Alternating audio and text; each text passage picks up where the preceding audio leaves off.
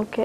So doctor గారు, ఇప్పుడు radiation technology ద్వారా ఈ క్యాన్సర్ అనేది ఎంతవరకు మెల్ట్ అవుతుంది? లైక్ అంటే ఎంత పర్సెంటేజ్ వరకు క్యూర్ అవుతుంది అంటారు?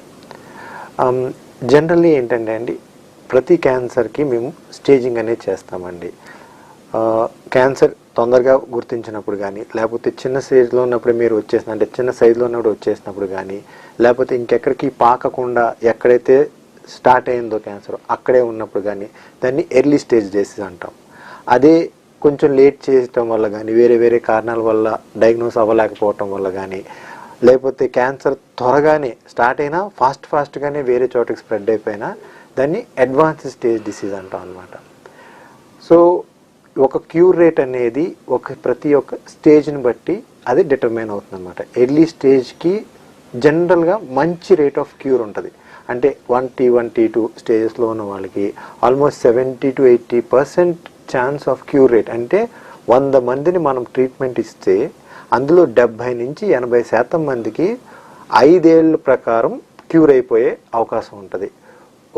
కేవలం 20 నుంచి 30% వరకే మళ్ళీ వచ్చే అవకాశం ఉంటుంది, అంతేగాని చనిపోతారనే అవకాశం చెప్పం.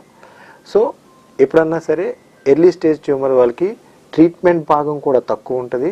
ట్రీట్మెంట్ పూర్తిగా తీసుకున్నట్టయితే వాళ్ళకి క్యూర్ అయ్యే ఛాన్సెస్ ఎక్కువ ఉంటుంది. వాళ్ళని ఫాలో అప్లో పెట్టుకుని, ఫర్ సపోజ్ పేషెంట్కి బ్యాడ్ లక్ వల్ల ఒకవేళ రికరెన్స్ వచ్చింది అయితే తను రెగ్యులర్ చెకప్లో ఉంటాడు కాబట్టి మనం రికరెన్స్గా వచ్చింది కూడా త్వరగా ఐడెంటిఫై చేసి ఆ ఉన్నదాన్ని కూడా తీసేస్తే ఆ పర్సంటేజ్లో ఉన్న పీపుల్స్ కూడా పూర్తిగా సేవ్ చేసే అవకాశం చాలా ఎక్కువ ఉంటుందన్నమాట.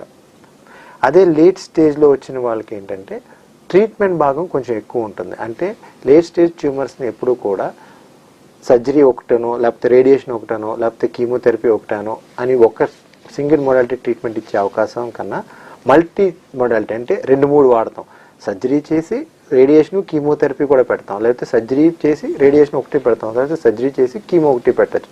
ఏదో ఒక కాంబినేషన్ ఆ పేషెంట్ తన స్టేజ్ తన క్యాపబిలిటీస్ని బట్టి ఒక ట్రీట్మెంట్ ప్రోటోకాల్ ఫామ్ చేసి పేషెంట్కి అనేది ఇస్తాం. ఇచ్చి దాని ప్రకారం ఫాలోఅప్ చేస్తాం. ట్రీట్మెంట్ ఇచ్చిన తర్వాత ఫాలోఅప్ చేస్తాం. లేట్ స్టేజ్ వాళ్ళకి కొంచెం ఈ యొక్క క్యూర్ రేట్ అనేది కొంచెం తక్కువ ఉంటుంది. అందుకని వాళ్ళని బాగా ఇంటెన్స్గా సివియర్గా ఫాలోఅప్ చేసుకుంటూ ఉంటాం. నెక్స్ట్ టైం వచ్చినప్పుడు కూడా అగ్రెసివ్ ట్రీట్మెంట్ అనేది ఇస్తాం. అంటే సింపుల్ ట్రీట్మెంట్ కాకుండా multi modality treatment second time కూడా అవసరం అయితే ఇవ్వటమా, లేకపోతే ఇంకేమన్నా అడ్వాన్స్ ఇమ్యూనోథెరపీ లాంటిది ఏమన్నా ఇవ్వటమా అనేది ఆలోచించేసి ట్రీట్మెంట్ అనేది చేయడం జరుగుతుంది అన్నమాట.